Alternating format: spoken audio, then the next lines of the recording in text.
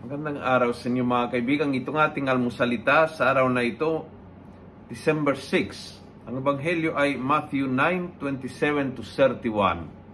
Sabi ng ebanghelyo, as Jesus moved on from there, two blind men followed him shouting, "Son of David, help us." When he was about to enter the house, the blind men caught up with him.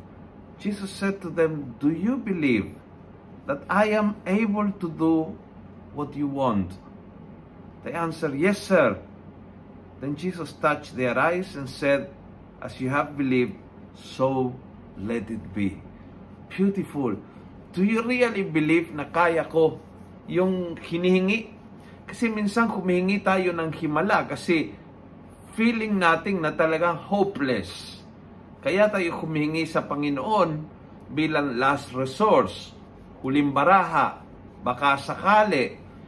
Kung ganyan po yung paghingi, talagang malabo na may sakatuparan at maibigay ng Diyos ang gusto nating mangyari kasi kailangan buong pananalig, naniniwala na ang salitang imposible does not apply to God.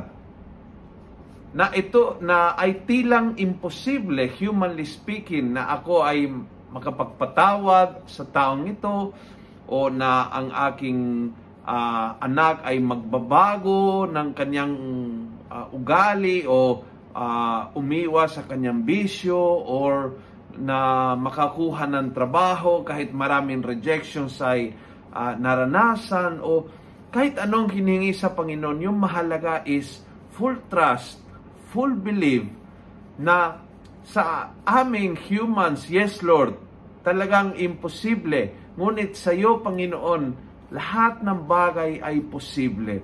Kapag ang ating kahilingan ay nakabalot sa ganitong kalalim na tiwala sa Panginoon, na kaya ng Diyos ang gusto niya, anumang gugustuhin ng Diyos, kaya niya, and that is something that I may be asking for, or that might be the strength to carry something that He is asking me.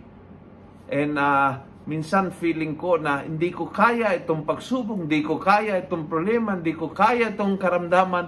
And the Lord is telling, if you believe na kaya ko, then kakayanin. Humingi tayo sa Panginoon kasi ang pananampalataya ay biyaya din ng Diyos. Ang biyaya na matibay na pananampalataya, so we can believe that the Lord can do the impossible just by willing it. Kung nagustuhan mo ang video ito, pass it on. Punuin natin ang good news sa social media. Gawin natin viral araw-araw ang salita ng Diyos. And God bless.